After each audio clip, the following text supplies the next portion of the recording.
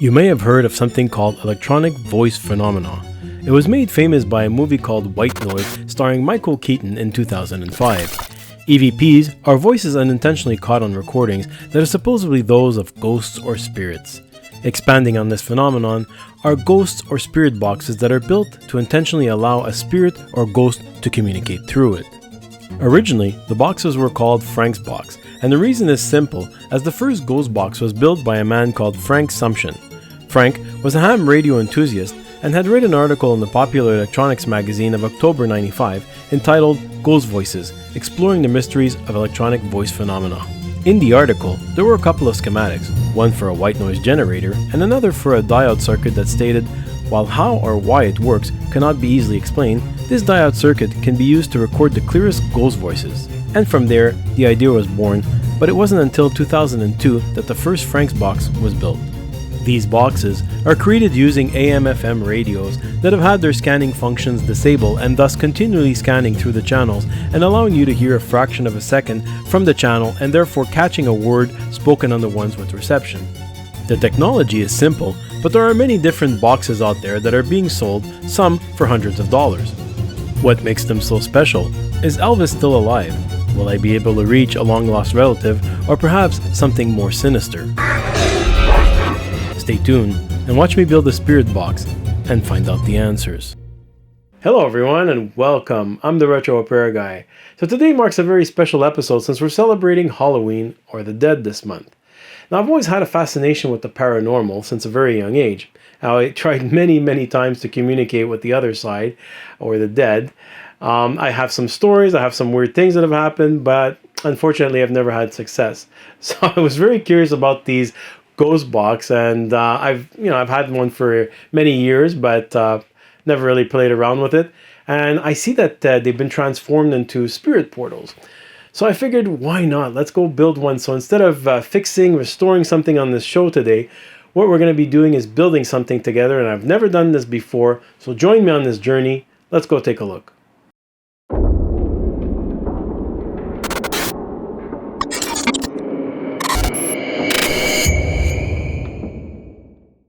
My fascination with the paranormal dates back to a very young age.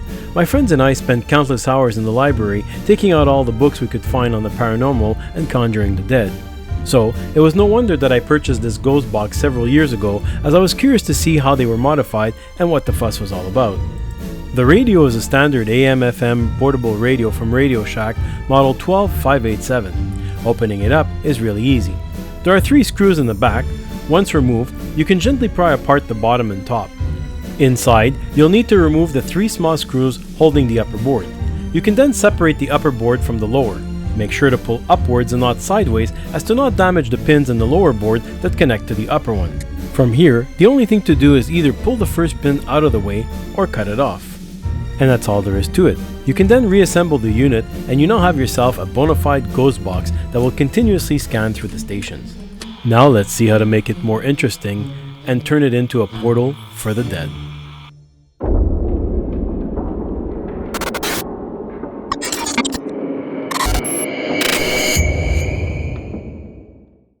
The idea behind the spirit box is that it will remove the static and white noise and isolate the captured audio only. I found all the parts I needed off the jungle site. There are 3 main components needed in order to build the box. The first is an electric guitar noise gate pedal. The second is a reverb pedal.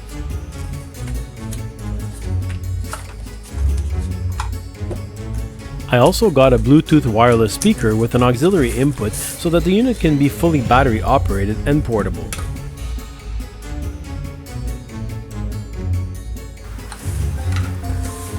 Before assembling everything, I want to test each component one by one. I begin by plugging the radio's headphone jack to the back of the speaker, making sure the sound is coming out of the speaker.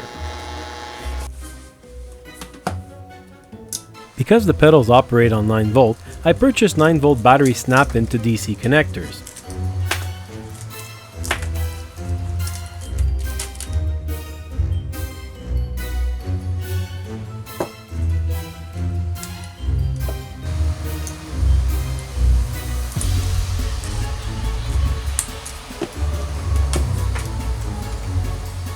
I plugged the 9V batteries to the connectors, but the pedals weren't turning on. I figured they might need a signal to turn on, so I plugged everything in. The first connection should be the output of the radio to the noise gate. This will eliminate the static and white noise. You then want the signal to travel to the reverb pedal and finally to the input of the speaker.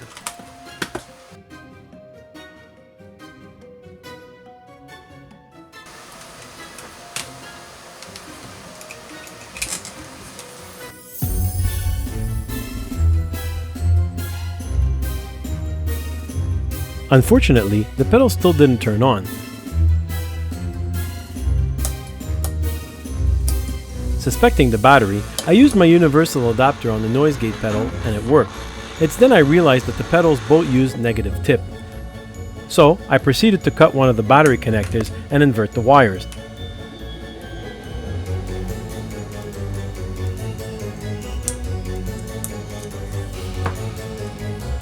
And of course, it worked. And after fiddling with the adjustments, I got the sound just where I wanted. Hello? Anyone there? Yeah? Did you hear yeah? Now that we know it works, let's see if we can make it into a portable unit.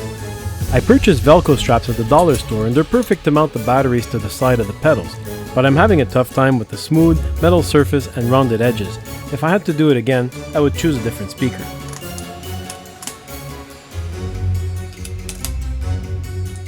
While it looks like something out of Ghostbusters, it'll make for interesting conversation.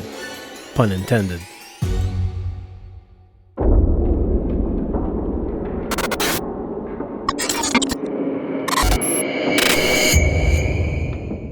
Alright, so I'm not too impressed with the technology. I have to say that just the fact that it's only scanning through channels, it's not very impressive.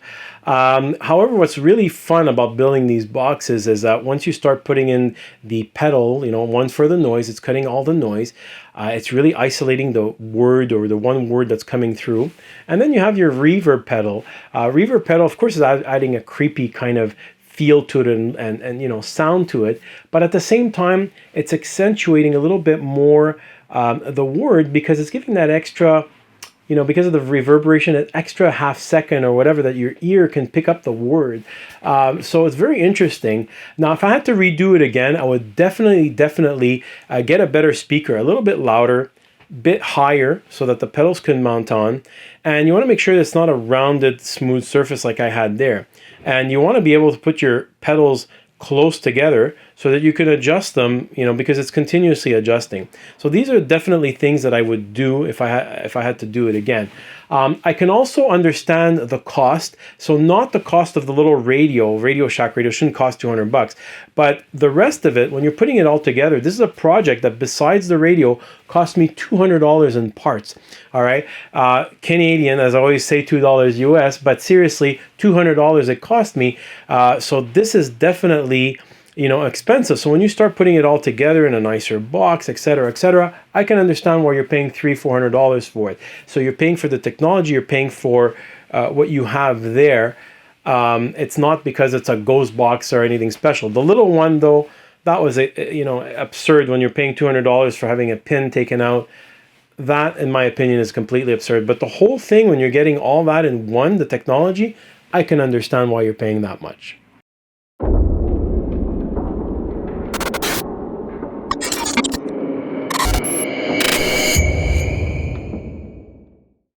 Now that I built the portable spirit box, I'm dying to test it, so what better way than to ask my lovely assistant. Hey love, prepared everything, it's all ready.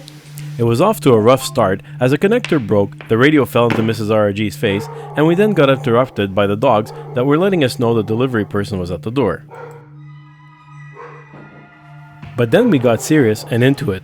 There was a lot of radio sound, so I cut the footage of us waiting around, and while we did get some unintelligible, garbled responses, what was interesting was the timing of some of the answers to the questions. Can anyone hear us? Is there any spirits around? What's up?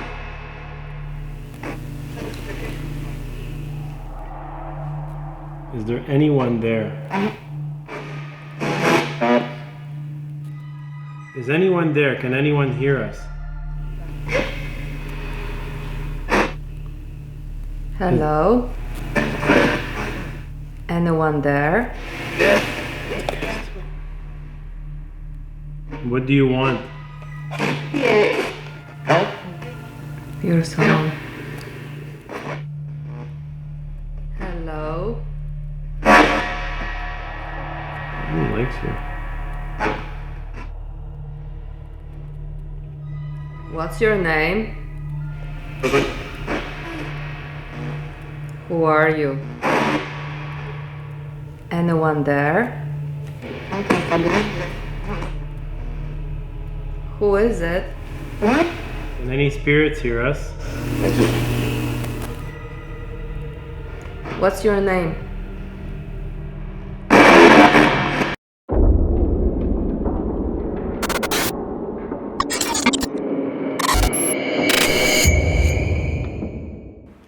Believer or non-believer, you've got yourself a spirit box just in time for Halloween. So I hope you've enjoyed. I wish you all a very happy Halloween. Please be safe, have fun, and I'll see you guys next week. I'm out of here.